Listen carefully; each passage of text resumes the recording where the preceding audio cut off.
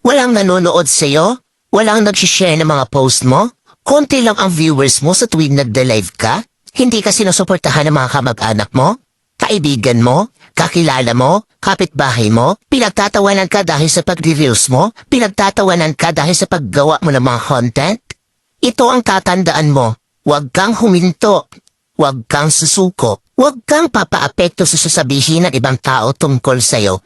Ipakita mo sa kanila na may mararating ka. Dahil isang araw, kapag marami ka ng followers, kapag marami na ang sumusuporta sa'yo, kapag marami na ang nanonood sa'yo, kapag marami ka ng viewers, kapag marami na ang nagmamahal sa'yo at sumusuporta sa'yo, kapag marami ka ng payout, kapag sinasahod mo na ang sinasahod ng mga sikat na content creator, kapag mayaman ka na, kapag marami ka ng pera, ay manunood na yan sila sa'yo. Sila na ang kusang lalap